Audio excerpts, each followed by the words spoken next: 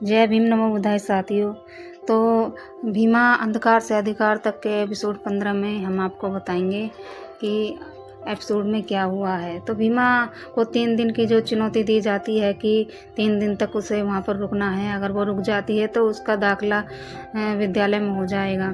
तो भीमा ने 2 दिन तो पार कर लिए हैं, पर एक आखिरी तीसरा दिन बचा है। तो अध्यापक उसकी साजिश करते हैं कि किस तरीके से उसको तीसरा दिन पार ना करने दिया जाए। तो चलिए एपिसोड हम शुरू करते हैं। तो इस एपिसोड में कैलासा अध्यापकों से कहती है कि कल विद्यालय में सबके साथ कुछ ऐसा भीमा के साथ करना है कि वो दोबारा से वो हिम्मत ना कर सके और उसके सारे सपने बिखर जाएं। तभी कैलासा का छोटा बेटा आ जाता है और कैलासा को कहता है कि वह एक छोटी सी बच्ची एक थैला खरीद रही है कि वो उसमें सब कुछ अपना समेट कर रख सके, और आप यहाँ इतनी बड़ी होकर, इतनी ताकतवर होकर, इतनी पढ़ी लिखी होकर क्या सोच रही हैं कि कैसे उसको रोका जाए और कैसे उसको हराया जाए। तो रात हो चुकी होती है और मेवा बैठा हुआ सारी घटनाओं को याद करता है और पिछले कई दिनों से जो उसके परिवार के साथ होता आ रहा है उसकी वो चिंता करने लगता है और ढोल बजाता है। तभी धनिया आती है और मेवा से कहती है कि आप गुस्सा मत कीजिए, अंदर भीमा पड़ रही है। मेवा कहता है मैं गुस्सा कहाँ कर रहा हूँ, मुझे तो बस चिंता हो रही है कि बेटी उसे कितनी मुसीबतें झेलनी पड़ रही हैं और पढ़ने के लिए, और कितनी परेशानी वो झेल रही है, फिर भी मैं चुप बैठा हूँ। तो बताओ मैं क्या करूँ। तभी भीमा आती है और कहती है कि ऐसे चुप मत बैठे बाबूजी, केवल सुख दुख ही थोड़ी न बांटे जाते हैं, चिंता परेशानी भी साथ में बांटते हैं। और भीमा मेवा को खाना खिलाने की कोशिश करती है। मेवा कहता है कि बिटिया वो बहुत ताकतवर लोग हैं और तुम्हें हराने के लिए वो कुछ भी कर सकते हैं।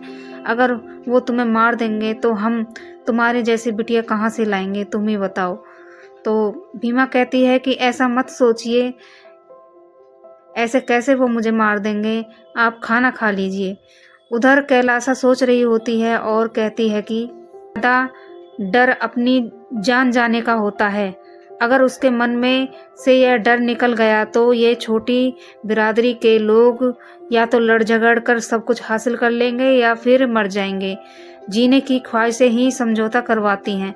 तो कैलासा अध्यापकों को खतरनाक प्लान बताती है और कहती है कल ऐसा कुछ करो कि जान भी ना जाए और जान से जाने की दहशत भीमा के मन में आ जाए और वो सहम जाए। सुबह होते ही भीमा विद्यालय पहुंचती है और बाबा साहब को साथ देखकर हिम्मत बढ़ाती है और विद्यालय के अंदर जाती है। सभी अध्यापक भीमा के सामने खड़े होते हैं और भीमा कहती है बताइए हेडमास्टर साहब, आज हमें क्या काम करना है। तभी हेडमास्टर साहब बोलते हैं कि तुम पहले हमारे दफ्तर में जाओ और वहाँ अच्छे से बाबा साहब की जो तस्वीर लगी हुई है उसको साफ करो और फिर उनसे आशीर्वाद ले लो और कक्षा में तुम चली जाओ। तो भीमा कहती है ठीक है हेडमास्टर साहब, मैं जा रही हूँ और बाबा साहब की तस्वीर को मैं साफ कर दूंगी। तो भीमा अपना बैग रखकर दफ्तर के अंदर चली जाती है और बाबा साहब की तस्वीर साफ कर रही होती है। तभी भीमा सोचती है कि ये सभी लोग इतनी आसानी से कैसे मान गए और मुझे इतनी आसानी से कैसे कह दिया।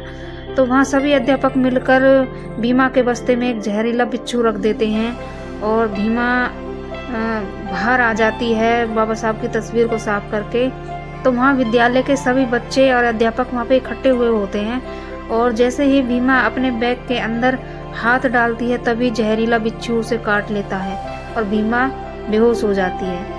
वहाँ तभी कटकुट गुरुजी आ जाते हैं और तुरंत वहाँ भागकर भीमा के पास जाते हैं और भीमा के हाथ में एक रुमाल बांधकर भीमा को लेकर भागते हैं। तो वहाँ सभी बच्चे खुश होकर ताली बजा रहे होते हैं और शोर करते हैं हमेशा के लिए और खुश होते हैं बहुत जोर से। तो इसके लिए बच्चों को कक्षा में वो भेज देते हैं और अंदर जाने के लिए कहते हैं। तो वहाँ पवन खड़ा होता है और पवन से कहते हैं कि तुम्हें मेरा एक काम करना है और ये रहा भीमा का बस्ता, तुम जानते हो तुम्हें क्या करना है। तो पवन कहता है जी गुरुजी, और बस्ते को बाहर फेंक देता है। कटकुट गुरुजी भीमा को वैद्य जी के पास ले जाते हैं और वैद्य जी को बताते हैं कि भीमा को बिच्छू ने डंक मारा है। तो वैद्य जी नमक और पानी का घोल लाते हैं और दूसरी तरफ वहाँ कुंदन गांव में भागा हुआ जाता है और गांव में जाकर धनिया और मेवा को बिच्छू के काटने की सारी घटना बताता है कि भीमा को बिच्छू ने काट लिया है। तो सभी लोग वहाँ परेशान हैरान हो जाते हैं और सभी लोग भागे हुए जाते हैं और भीमा के पास वो जाने की कोशिश करते हैं। तभी बीच में कलिका सिंह वहाँ आ जाता है और सभी गांव वाले वहाँ सर झुकाकर और हाथ जोड़कर कलिका सिंह के सामने खड़े हो जाते हैं। कलिका सिंह सभी को भीमा के पास जाने से रोकता है और धनिया से कहता है कि जहाँ तू खड़ी है ना, वहीं तुम्हारी हैसियत है और तुम्हारी बिरादरी की किस्मत है। देख, तेरी बेटी भीमा हैसियत से बाहर जा रही थी, देख उसके साथ क्या हुआ है, कैसे वो रो रही है। आज उसे बिच्छू ने डंक मारा है, कल उसको सांप काट सकता है और परसों कोई जहरीला कुछ भी कर सकता है। परसों उसको जहर मिलाकर भी मारा जा सकता है, उसकी जान भी जा सकती है। तो इस तरीके से भीमा को और उसके परिवार वालों को कलिका सिंह डराने की बहुत कोशिश करता है। तो इस एपिसोड में यहीं तक था और अगर आपको वीडियो अच्छी लगी हो तो कमेंट बॉक्स में ज़रूर बताएं। वीडियो को लाइक, शेयर और चैनल को सब्सक्राइब ज़रूर कर लें। तो मिलते हैं फिर आपसे अगली वीडियो में, तब तक के लिए धन्यवाद।